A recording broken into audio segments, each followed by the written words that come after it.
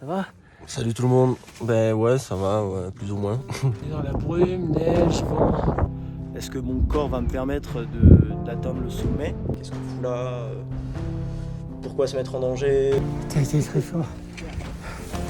C'est plus fort. Hein? Merci. Et puis, je suis fier de mon fils.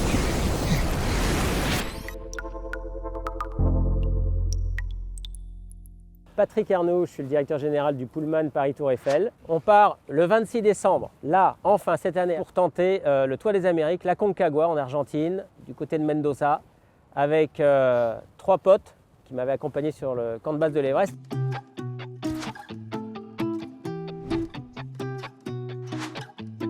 Et enfin mon fils qui nous rejoint dans cette expédition. C'est bon, ça tourne ou pas là? Ouais, c'est bon? Ok, Go!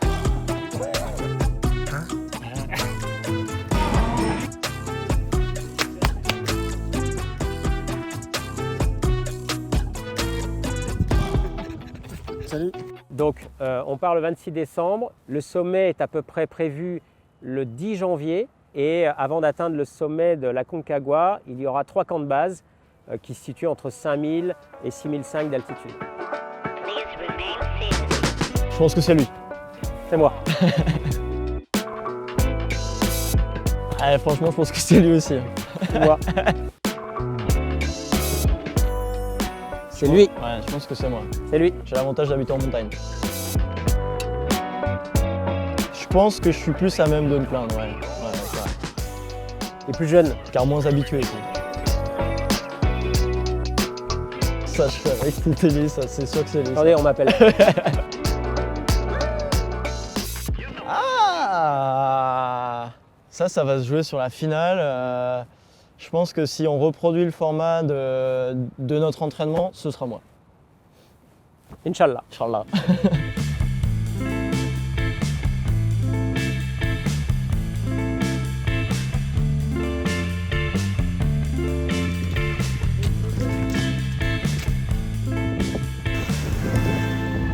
Salut à tous. Voilà, on y est. L'entrée du parc de la Concagua, c'est marqué là.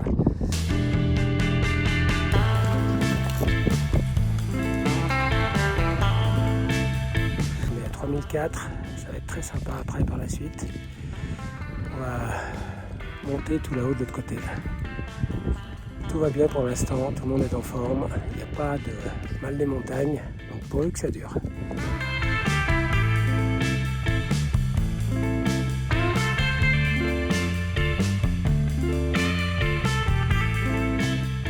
La relation père-fils pendant une telle expédition, bon déjà c'est 3 semaines de partage intense en émotions qu'on va vivre parce que ça va être dur. On va vivre des moments compliqués, des moments de joie et moi personnellement je suis dans le partage et de vivre une passion ensemble dans ces montagnes et dans ces hauts sommets sortis de la civilisation, c'est des moments rares, précieux et qui pour moi me touchent profondément. Journée importante aujourd'hui en termes d'acclimatation puisqu'on monte au camp 1 à 4900 mètres d'altitude. On a chargé nos sacs de vivres pour déposer ça au camp 1. Donc nos sacs sont très lourds ce matin et pèsent à peu près 20 kg chacun, c'est pas simple. J'ai l'impression d'avoir remplacé les mules là, tu vois. C'est dur. Dur hein, 20 kg ça pèse hein. 20 kg ça pèse, effectivement. Et on a dû quitter Bruno, évidemment, pour raison médicale. Il est resté au camp de base. Voilà, pour l'instant, prévision météo ok. Tout le monde est en forme. Et ça grimpe.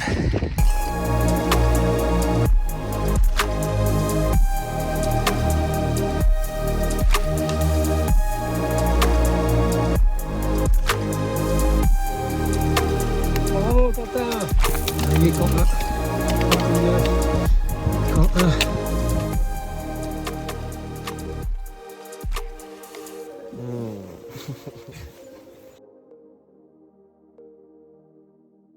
Moi, le moment le plus compliqué que j'ai eu pour Quentin, c'était quand à chaque fois il me disait « Papa, j'ai mal à la tête, j'ai les maux de tête, j'ai le mal des montagnes ». J'avais peur à un moment que du coup, ce mal des montagnes se transforme en un œdème cérébral et que du coup, voilà, que ça puisse aussi devenir plus important derrière. Donc j'avais peur pour lui parce que à chaque camp de base, à chaque fois il me disait le matin, j'ai mal au crâne, j'ai mal au crâne, j'ai mal au crâne. Donc en fait j'avais vraiment peur pour lui. Quentin, ça va? Salut tout le monde. Ben ouais, ça va, ouais, plus ou moins. Petite nuit, disons. J'ai des maux de tête, en fait c'est ce qu'on appelle le MAM, le mal aigu des montagnes. Du coup, c'est vrai que je me pose pas mal de questions sur est-ce que mon corps va me permettre d'atteindre le sommet, puisqu'il reste encore pas mal de dénivelé à monter. Donc ouais, pas mal de questions, mais on garde le mental, on garde confiance et puis on va se donner les moyens d'y arriver. Vendredi 7 janvier, on quitte camp 1 pour camp 2. Donc ça va être encore plus compliqué pour l'oxygène. C'est l'aventure.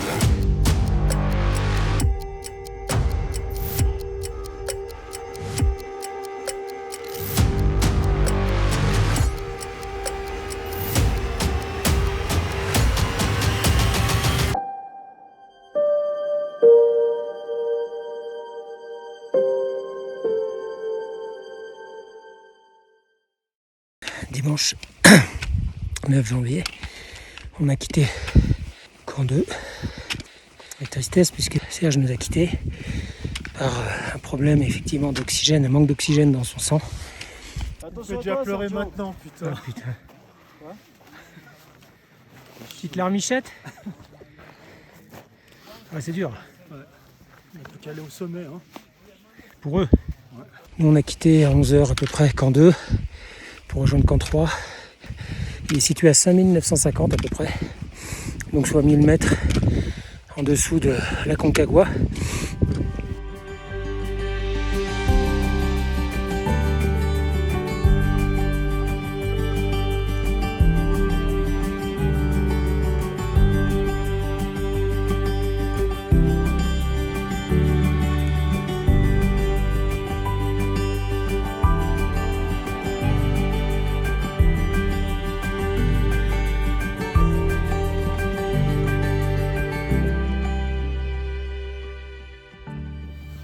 On voit un petit peu au départ, ça y est, ça monte déjà. Dans la nuit, là, il est effectivement bientôt 5 heures du matin. Nous sommes le lundi 10 janvier et c'est de D-Day. Aujourd'hui ou jamais.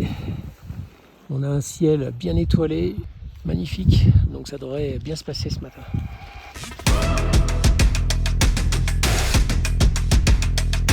Le 1er août, moi ça a été d'apprendre que Fred, qui était avec nous, on était tous trois à ce moment-là, Fred disait stop.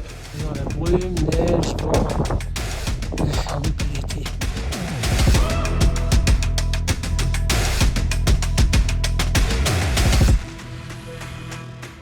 Moi personnellement, j'ai eu peur au moment où il nous restait les 250 derniers mètres, où mon fils à un moment s'est arrêté devant moi, il était juste devant moi, et donc je lui demande ce qui se passe. Il m'a dit « Papa, il y a un gros problème, il y a un monsieur qui vient de décéder accidentellement devant nous, donc sur le chemin ». Et donc de là, j'ai dit à mon fils « Reste ultra concentré sur tes pas, sur les 250 derniers mètres parce que c'est les plus difficiles, les plus dangereux. » Et le fait qu'il ait pour la première fois vu un mort pratiquement en direct, c'était quelque chose d'extrêmement choquant et de dur à vivre quoi, pour lui, comme pour moi d'ailleurs. Eh bien c'est vrai qu'on se repose encore une fois beaucoup de questions. Enfin, qu'est-ce qu'on fout là? Pourquoi se mettre en danger? On est à 100 mètres du sommet. Enfin, on se pose plein de questions. Mais en fait, il ne faut pas trop s'en poser non plus parce qu'il faut rester ultra concentré et rester un peu buté sur l'objectif. C'est très fort. C'est très fort. Hein, derrière nous, ils nous l'ont montré. Hein.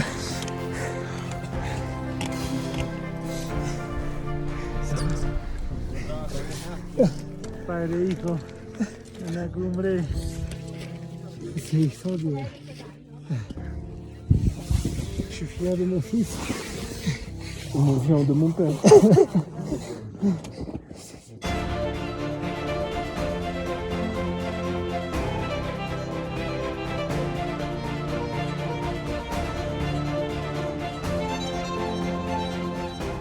On a vécu un grand moment d'émotion au sommet. Les nerfs ont relâché, on s'est effectivement mis à pleurer tous les deux. Ça faisait longtemps qu'on n'avait pas pleuré autant. On a apprécié vraiment beaucoup ce moment d'émotion entre nous deux. Et puis après, il fallait vite se reconcentrer sur la suite parce qu'on sait souvent que c'est la descente qui est la plus compliquée après. Donc des conditions extrêmement difficiles. Donc grande prudence sur cette descente jusqu'au camp de base qui va durer toute la journée. Juste sur le parcours entre camp de base et camp 1, on retrouve Serge et Bruno, qu'on n'avait pas vu depuis 5 jours du coup. Et ce moment-là était un moment euphorique parce qu'on s'est retrouvés à 5, avec nos 2 guides évidemment, sur le parcours, tous réunis, tous en pleine santé.